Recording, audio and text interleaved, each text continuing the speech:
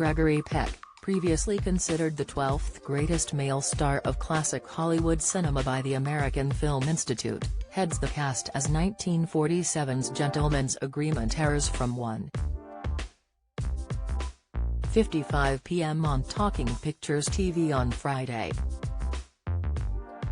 The Oscar-winning drama, which sees Peck star opposite Dorothy McGuire, following magazine writer Phil Green, who poses as a Jewish man in order to go undercover to write a series of articles on anti-Semitism, though he finds himself embroiled in prejudice as a result. Peck's 87-year life is one of Hollywood's best, and saw the star claim a host of awards during his illustrious career, including the Academy Award for Best Actor for his role in 1962's To Kill a Mockingbird. But his celebrity brought with it a heightened interest in the star's love life, and one star he was reportedly linked with during the 40s was Hollywood icon, Ingrid Bergman. Bergman, a three-time Academy Award winner, began a romantic relationship with Peck when the actor was married to Greta Kukkonen. Unearthed accounts show that they met on the set of Alfred Hitchcock's suspense romance film Spellbound in 1945. Despite claims being made around the time, it wasn't until 1987, when Peck was 71, that he acknowledged to having an affair with Bergman, who was married to Petter Lindstrom, remarking that "I was young. She was young." During an interview with People magazine, the California-born star appeared to share his relationship with Bergman, with the article's writer Brad Derrock noting that while discussing women with Peck, he begins to blather when it came to his Spellbound co-star. He said, "Now we get into an area where I can't answer. All I can say is I had a real love for her, and I think that's where I ought to stop. Except to say she was like a lovely Swedish rose. I was young. She was young. We were involved for weeks in close and intense work."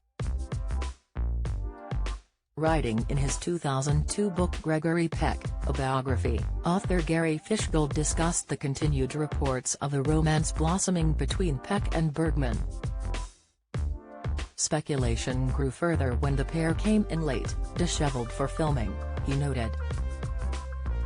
And Fishgold quoted Peck as saying of Bergman, "I think you fall in love a little bit with a woman like Ingrid Bergman. I don't think Therese any way to avoid it, for she was incredibly beautiful, and a very sweet person, her lovely skin kind of took your breath away, and her whole radiance was something to behold." Both Bergman and Peck would eventually both divorce their spouses, and go on to marry. Peck's confession of their closeness came 5 years after Bergman's death, aged 67 in 1982. Some 21 years later Peck passed away. At the time of his death, Peck was Roman Catholic, and once admitted to considering priesthood before a career in Hollywood emerged. He would later be asked about his relationship with faith, by a journalist, saying, "I am a Roman Catholic.